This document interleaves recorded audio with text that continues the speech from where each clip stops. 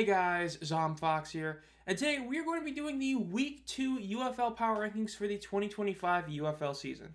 That's right, Week 1 is in the books, and man, was it insane. From having one of, if not the single biggest upset in the ultra-modern spring football era, to two shocking blowouts, this Power Rankings is the first time in a long time of Power Rankings where we're seeing a lot of change.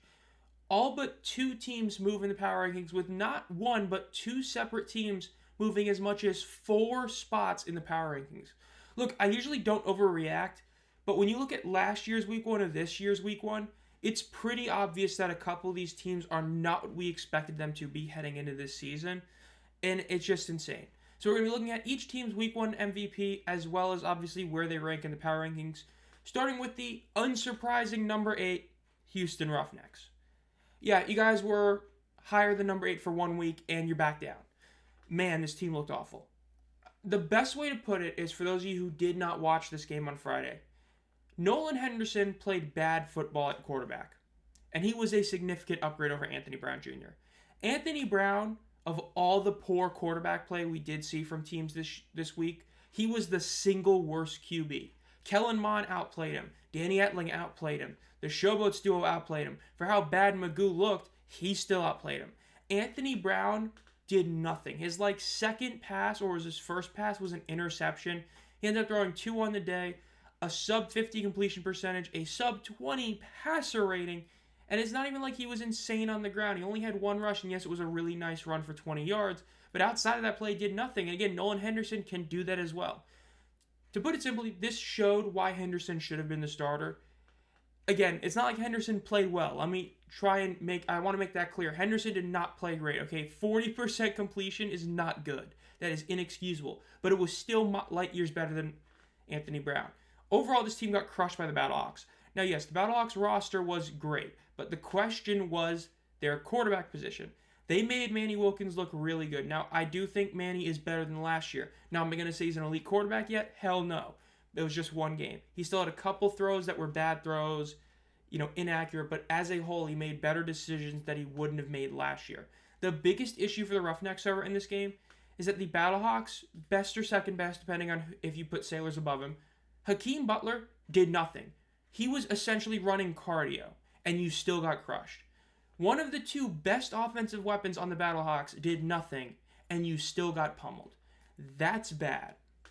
It's one thing if Pearson, Sailors, and Butler all have 100 yards and a touchdown. It's another thing when one of them doesn't even do anything. That was bad. Overall stats, they got outgained by almost 300 yards total. That's just inexcusable. Now, yes, I know one of the rushes for St. Louis, of course, was the 70-yard, deep run. But even without that, they still outgained them on the ground by over 100. Time of possession was like a 10-minute difference. This was just really, really bad. St. Louis just thoroughly dominated Houston.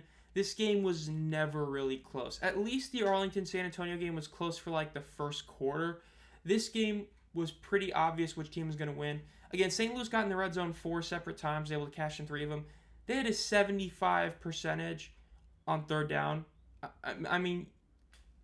That's just insane. That is horrible defense. Again, Houston's tackling in this game was insane. There were 2 separate 3rd and I believe 18s where St. Louis did a check down screen and got first down due to poor tackling. Houston just looked awful. They looked like a JV team playing a varsity team. That was embarrassing. Number 8 is the Roughnecks, no shock. Their Week 1 MVP, I'm giving it to Justin Hall. I was going to do a funny and just say no MVP, but at the end of the day, Justin Hall is pretty much the only guy that did anything on this team, right? Their running game, non-existent. Justin Hall may have had a couple of times where he didn't catch a ball. Most of them were because he had a defender right on him and they threw the ball basically in between him. He ended up having 5 receptions for 40 yards. He had more than twice the amount that Kiki Chisholm had, who was the second, highest receiving guy. He had over twice as many yards after catch as well, had the only touchdown for them. If you're going to give it to somebody, I know there's a couple guys. I know Damon Arnett actually, had a couple stat lines, but overall, Justin Hall, I think, deserves this. Again, you could easily argue no one deserves it because this team just looked awful. Man, this is already looking just like last year where Justin Hall is going to basically have to catch passes from guys who aren't doing well. I would hope that Nolan Henderson gets the start. Maybe he's better, but yeah, number 8 is the Roughnecks. Shouldn't be a shock. Number 7, dropping 4 spots, is the San Antonio Brahmas. This is one of those teams that had to drop. There were really 2 teams that had to fall far, and they were one of them. San Antonio's thing that we expected to still be good was their defense, and their defense was anything but good. Look, the Renegades, yes, I know both teams had a lot of penalties. The Renegades' offense had so many penalties, yet they still were able to just keep trucking in this game. 347 yards, again, outgained the Brahmas by 100. The Renegades just dominated them. Luis Perez didn't even have a classic Luis Perez masterclass. He played good football, don't get me wrong. He played really solid, one of the best performances of the week, which isn't saying a ton, which we'll get to when we look at other teams. But still, it's not like the Renegades played great football, right? It's like I've talked about in live streams or in community member videos about the Texans and Bills versus the Chiefs in the playoffs this year. The Texans played with a ton of mistakes and kept it close, whereas the Bills played mistake-free football and still lost. That's why I believe the Texans outplayed the Bills in the playoffs this season.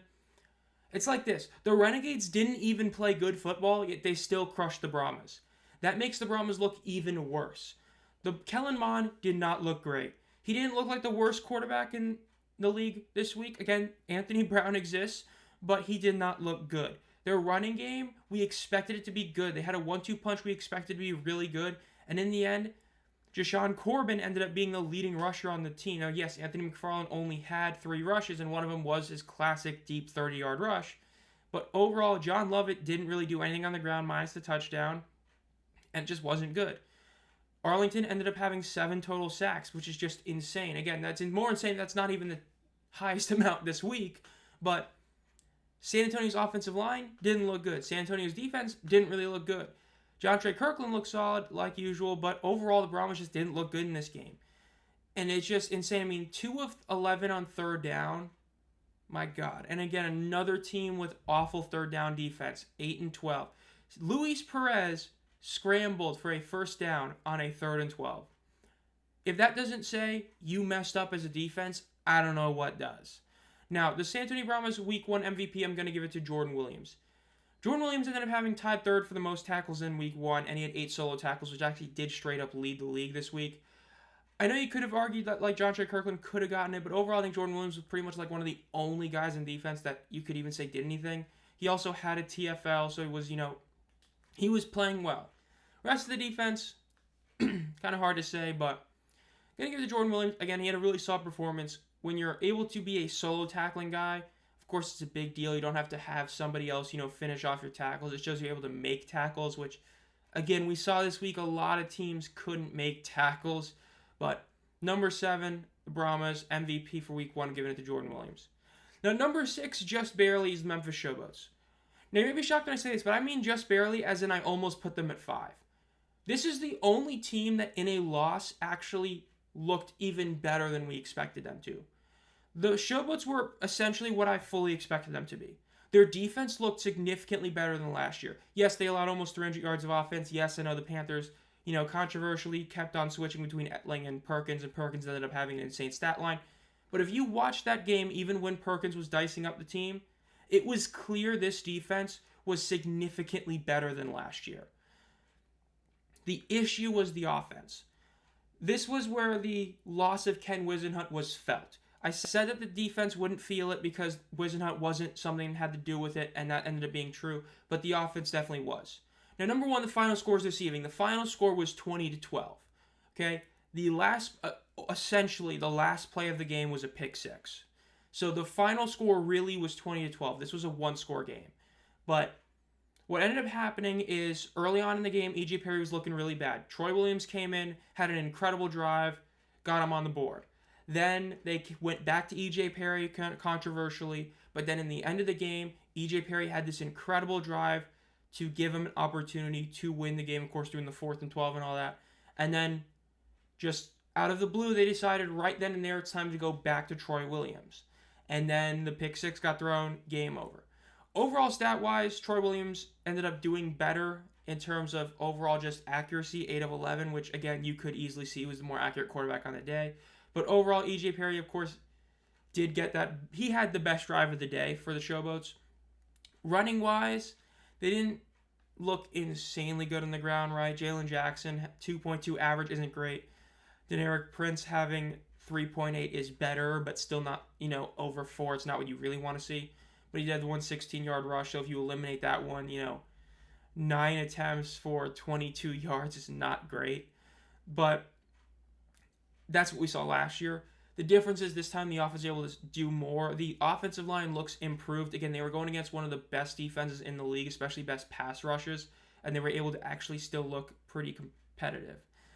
The Showboats were what I thought they were going to be. They were a team that has question marks in offense, but honestly, their offense looked better than I thought it was going to look. And their defense was in improvement over last year. The Panthers and Renegades are the two offenses that in week 1 you did not want to play, because those are the two offenses that are almost identical, well, essentially identical to last year. So having to go against a unit that already knows how to play together is terrifying. So despite going against one of the two toughest defense or offenses in the league for this week, the Showboats still were able to put on a solid performance. The defense did its job. The offense didn't. But that's the thing. I really wanted to move this team up to number 5 because, truth be known, I think they're going to beat DC next week. I think this team is built to win that kind of game. And at this point, I wouldn't be shocked if they're the second playoff team in the USFL Conference. This week 1 gave me a lot of hope for them. The only thing is, last year, they got a very lucky week 1 win over the Roughnecks, and then everything fell apart in the last minute against San Antonio in week 2. If they're able to pull off the win in week 2, then definitely this team is going to be a probable playoff team. If they don't pull off the W, then either DC is legit, and it's not just, week 1 adrenaline and the stuff we'll get to when we get to DC, and they're a great team, but as of the Showboats, putting them at 6, reluctantly, I can't, I honestly think right now, I think the Showboats are a better team than number 5, but I'm already going against my own beliefs with the number 5 team. I can't go too far. Now, Memphis' week 1 MVP, I'm going to give it to Jonathan Adams. Jay was incredible this week. His 93 receiving yards led the entire league in week 1. He was tied for first in receptions as well, and he was one of 5 players with a receiving TD. Every time they made a big play, it was pretty much always him. He had 24 yards left to catch. Again, not like the most insane total, but again, 6 receptions, 93 yards. He was balling out. I mean, if he keeps this pace up, he's going to have one of the best receiving seasons in Ultramodern Spring Football era, probably the best. I mean, granted, it's only week 1. It's just like Aaron Judge is on pace for like 300 home runs. But the point is, Jay Adams just looked incredible. He was really good. Remember, David Davis is not on this team right now because of the injury. He's currently not on the roster. So Adams having to step up as being that true wide receiver 1, not that co-number 1. He did a really good job today. It was not his fault they lost. Jay Adams definitely deserves MVP. Now, coming in at number 5 is going to be the Birmingham Stallions. Look, I've always said that I would not move them down unless they lost back-to-back games or had a really bad loss. May have only been 7 points, but this was a really bad loss. The Stallions looked awful. DC ended up having 8 sacks and an extra TFL. And it's not even just the offensive line. Number 1, the offensive line for Birmingham looked terrible. But Alex Magoo, this was his worst game we've seen in a long time. He was routinely holding onto the ball far too long. He was playing like Troy Williams played in the 2023 USFL Championship game, which if you've been around the channel for when I talked about that one, it's essentially doing a lot of scrambling and never throwing it away. I mean, I got into arguments on Twitter about it. Magoo looked bad. Matt Corral would have won this game with Corral and quarterback. I'm just going to say. They bench Magoo at halftime. They win with Corral because Corral would have done a better job of throwing the ball away, which is ironically because he's a more traditional pocket passer. Magoo was able to do a lot in the ground, but a lot of that was DC not ever putting a spy on him, just kind of let him do what he did. So yes, he did really good on the ground. I'm not going to deny that. That's just a fact. Ricky Persa did really solid on the ground like normal, but he only got so many carries. But Magoo, 10 of 23, 1 TD, 1 interception, really bad. One of the weakest quarterback performances of the week. Overall yardage, just look at that. You're talking about 138 yards of offense. Because again, passing-wise, they only had 16 yards because of how many sacks they got taken. And again, 9 sacks or 74 yards. That is a stat that is a paradox. That's supposed to be impossible. That's almost 10 yards lost a sack. And you know why that is? I mean, that's literally over 8 yards a sack lost. Because Magoo would get the snap, would feel the even teeniest bit of pressure, and instead of rolling right or rolling left, he would do a full 180 and just run backwards. There were multiple times, Skip Holtz was reaming him on the sideline multiple times, forced him to call timeouts, forced him to lose yardage in bad situations or in key situations. He played poorly. Again, DC did not look good. Right? DC is becoming the most overrated team in the league right now because, again, they did not play well. And that's why I really want to put Birmingham at 6 because Birmingham looked awful. Like, a lot of people said this is the best game of the week. I totally disagree. I think this was the second best game of the week. Obviously, it was better than 2 blowouts. But this was poor football, all things considered. DC's pass rush just bullied Birmingham's O-line. I mean, dude, DC only succeeded 25% in the red zone. Birmingham should have easily won this game, and they didn't. And that shows a really, really big question mark on this team on how they're going to play this season. This is one, because remember, DC's pass rush on paper is not as good as Michigan's, and Birmingham plays Michigan next week. That could be rough. So number 5, Birmingham, I really wanted to put him at 6, but moving him down 4 spots already seems like a ton, might be a week 1 overreaction. I know there's the whole thing with Shannon Harris and Skip Holtz, the doorman thing. Is it not true? Blah, blah, blah. Number 5, Birmingham. Week 1 MVP, I'm giving it to Carlos Davis. There's a couple guys you could have given it to. You know, had a great performance from linebacker. And then, dude, there were actually some people thought Magoo played the best. But Carlos Davis, just because he had the moment for the team. He had the big man pick 6 where he just ripped it just right from the pass that Te'amu had. He played, I mean, like, again, this is just like Houston. I really didn't even want to give the player of the game because it felt like they don't deserve it, even though, you know, they had a couple guys who did play well overall. This was just a really poor performance as a team. This was the best moment of the week for the Stallions, so I figured I'd be nice and put this as the week 1 MVP. So, yeah. Number 4, the DC Defenders. The Defenders move up 4 spots. They're the highest mover up on the list. Again, one of 3 teams to move 4 total spots, but they are the only team that moved up 4 spots. I think it's deserved. I will say 4th is also deserved. I saw a couple power rankings, like I think UFM's had them at 2, and I was just sitting back like, really? Like, it's one, like Birmingham does not look like Birmingham of last year or the year before that. So that win is not as impressive to me as Michigan's over Memphis or Arlington's over San Antonio. Birmingham looked terrible. And again, Jordan Te'amu, once again becoming overrated. Te'amu did not play that well. Okay? This is, again, the truth. If Matt Corral was starting for the Defenders, DC wins this game by over 10. Right? Essentially, if Matt Corral had started for either team, that team would have won. But if in the Defenders' case, they would have just won by more. Te'amu had a lot of inaccurate passes. He had one really solid deep bomb, which you got to give him credit for. But aside from like the one really deep bomb, he did not play all that well. Again, a sub 50 completion percentage, threw another interception like he always does. Had a couple other passes that got tipped to the line of scrimmage, wasn't throwing them the best. And the O-line was improved. That's the biggest thing. The O-line for the Defenders did look improved. I have to give them credit there. The trenches look much better on both sides. Again, the defensive line, half of it is Birmingham's O-line is just pitiful this year, it looks like. Half of it is DC's D-line improved. DC's O-line is better. You saw that on the ground. Now, I will say the ground game was the biggest disappointment of the day because while Deion Jackson himself played really solid overall, again, you eliminate the longest rush he had of 11 yards. That's 9 for 31. That is not a great total, right? That's a little over 3 yards per carry. Abram Smith, the guy that we were hyped to see return, really wasn't that good this game. On the ground, he did essentially nothing. Again, he had a 12-yard rush, and that's with a 2.8 average. You eliminate the 12-yard rush, you're talking about a pitiful stat line.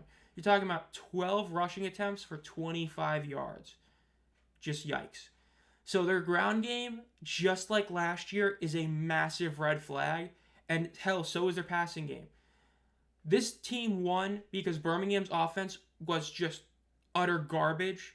And DC's defensive line was able to just pummel them. And then that's pretty much it. Aside from their week 1 MVP, which goes to Matt McCrane. Apologies in the stream. I completely forgot Matt McCrane was still with the Defenders. I kept talking about Coughlin being the only returning kicker, not, starting kicker for the whole season, not counting Donald De La Gea in that regard. Forgot about Matt McCrane. He deserves Week 1 MVP for sure. He's the reason this team won, all things considered. I mean that. He was perfect. 4 for 4 on field goals. Kicked a long 53-yard field goal. If he had missed that, could have been really bad for them. He did what he was supposed to. Made every single field goal. He scored almost all the points for the team. Again, they scored 18 total points. Failed in their 1 extra point attempt. He got 12 of them. He was the biggest reason they won. Hell, they don't score a touchdown. They still win 12-11. He did good.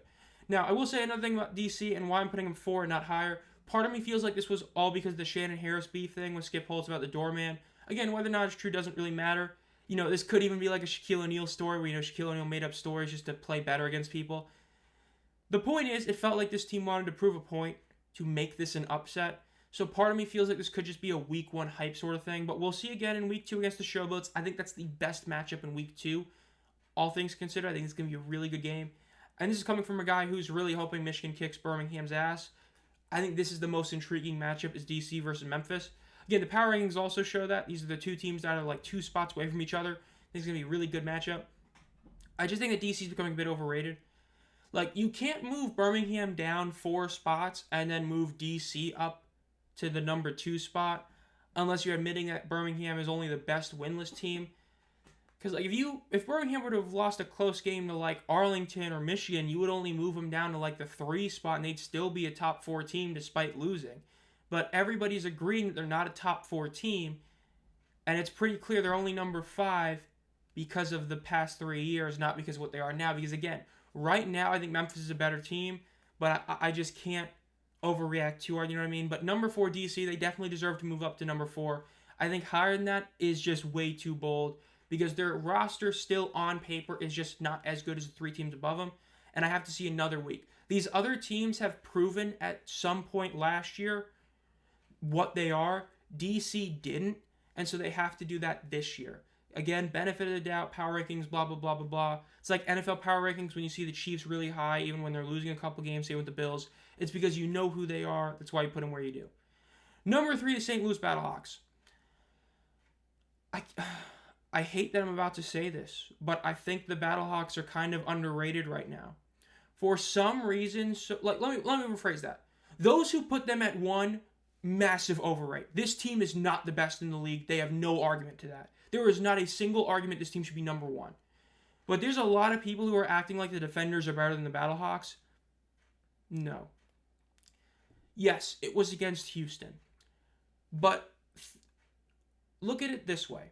Could you imagine telling yourself last year that against any team in the league, Manny Wilkins would throw 60%, 65%, 70%?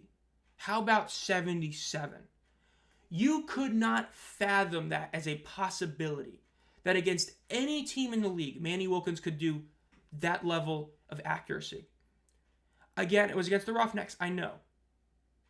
But you could not have imagined him doing that last year. If you had him play the Showboats' pitiful defense last year, you would have been impressed if he had a 60 completion percentage.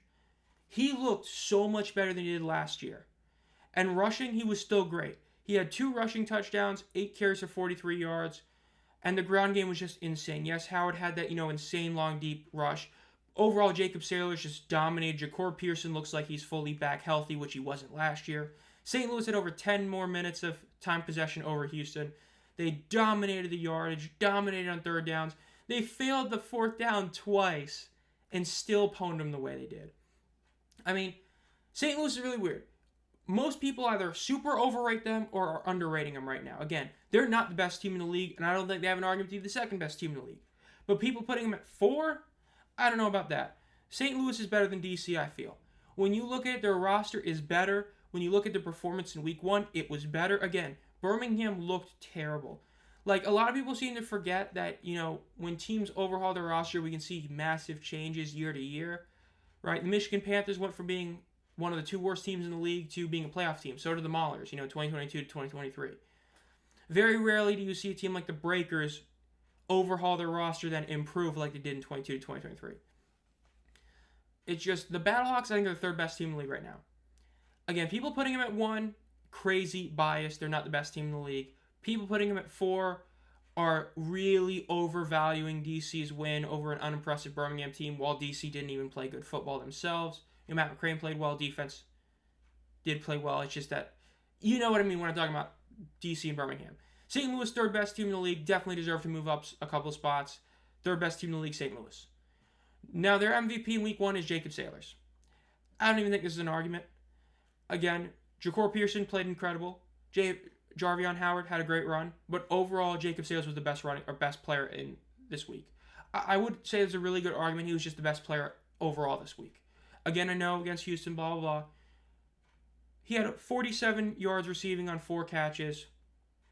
He had 16 rushes, almost 100 yards, and a touchdown. He was 5 yards away from having 100 yards rushing and 50 yards receiving. He was incredible in both ways. Again, he didn't have to rely on the 74-yard rush like Jarvion Howard had to have that insane rush total. You eliminate his 25-yard long, right? He still has over 70 yards on 15 carries. He had a great game even when you eliminate his biggest rush. That's important to know. If you eliminate a running back's biggest rush and they still have a good game, that's how you know they had a good game. So, Jacob Sailors, week 1 MVP for the Battlehawks. I think it's pretty hard to argue anyone else. Got to give credit to him. Dude, he was the best running back in the league last year. It's pretty hard to argue that he's not this year. Still keeping it going. Best player on the Battlehawks right now is Jacob Sailors. Number 2 is the Michigan Panthers. You don't know how much I wanted to move this team up to number 1. And you all know why. I just couldn't. Number 1 is just such a complete team, which we'll get. We all know number 1 is. We'll get to that when we get to it. Michigan stays at number 2. I feel like this is a case of a lot of people not understanding what Memphis was and underappreciating Michigan heading into the season. A lot of people did not think Michigan was a top 3 team in the league for some weird reason. And then a lot of people thought Memphis was going to really suck after losing their head coach. As you can obviously tell, I disagree with both of us. I think Memphis is probably the best winless team right now. I just can't justify putting them above Birmingham, but I think they're a better team than Birmingham right now. Michigan was a top team last year. They were the second best team in the league last year. I firmly still believe that. And this season, they proved to still be the second best team in the league, just with a different team being number 1. Danny Etling, let me put it this way.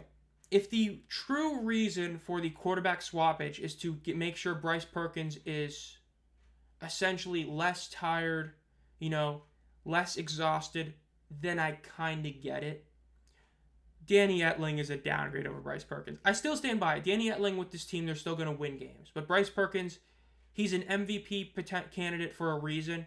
He's insane. Again, he didn't even play the full game, and once again had another great stat line.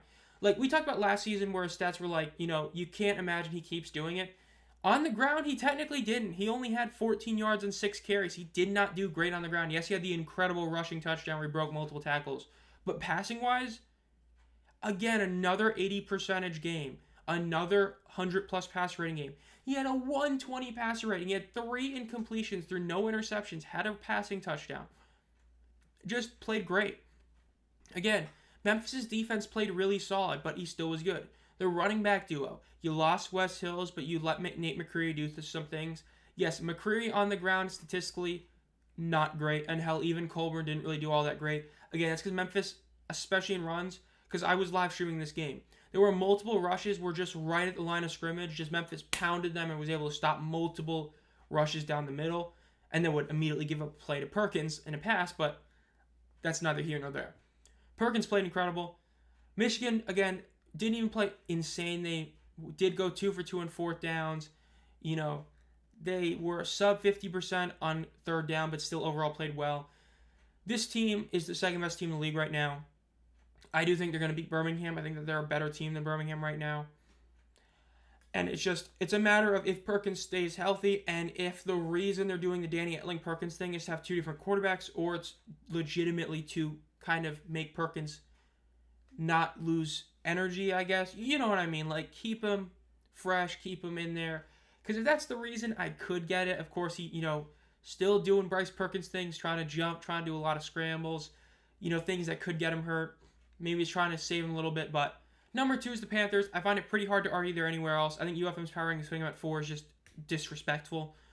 This team was, to put it simply, this was the only team that was, them and the Renegades both were viewed as good, and they were the only 2 teams that actually did what we fully expected them to. Well, the Battlehawks were as well.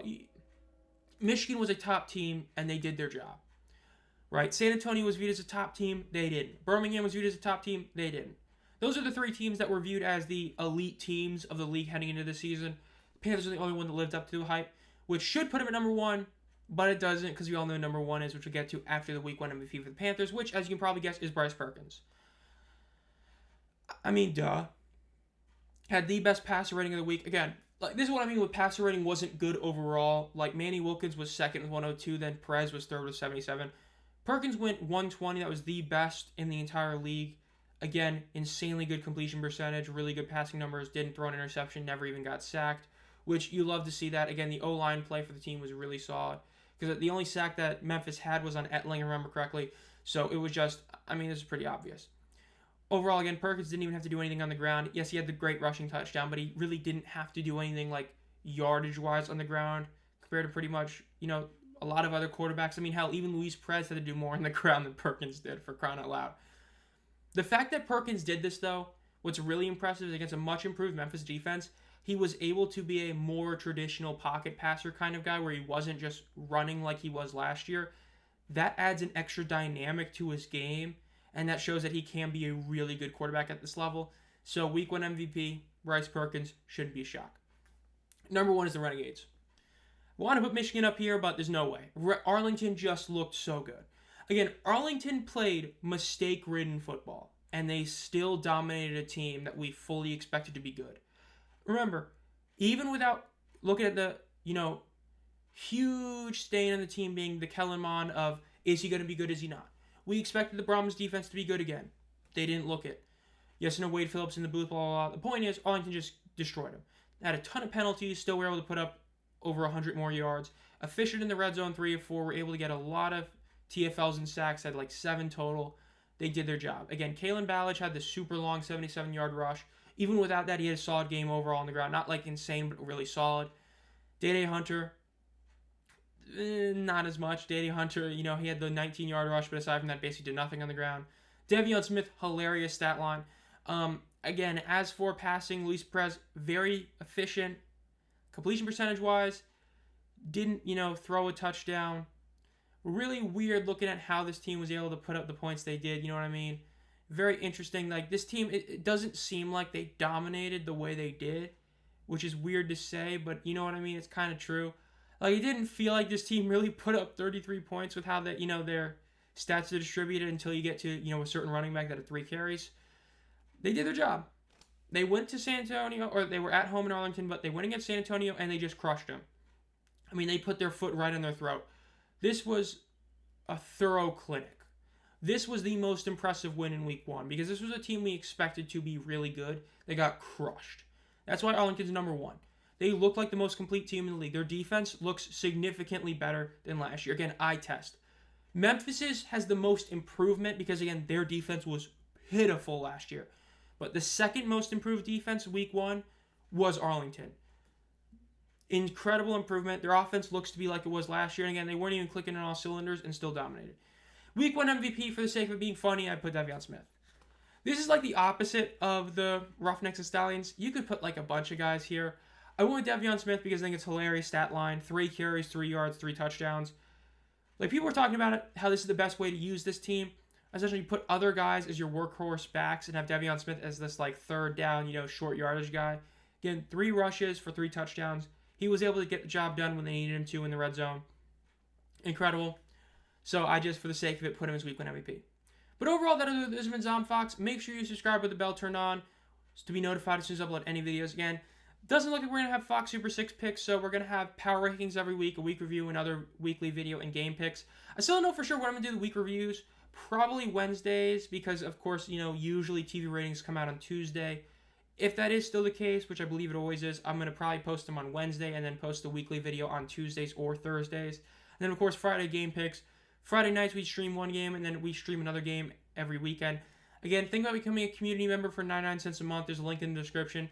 You get multiple team emojis. You get 6 separate team emojis you can use, an exclusive monthly video, exclusive community posts, and if you're a community hero tier for $2.99, you get to vote on that second game we stream. Again, let me know down below what your power rankings are. Do you agree or disagree? Again, overall, I feel like this is one of those where the bottom 2 teams are pretty obvious. The next 2 teams are pretty obvious. And again, I feel like St. Louis is a better team than DC, but I feel like 1 and 2 are pretty close, but as well, Arlington is clearly the best team. That's how I feel about it. Again, let me know down below what you think. And as always, guys, have a great night.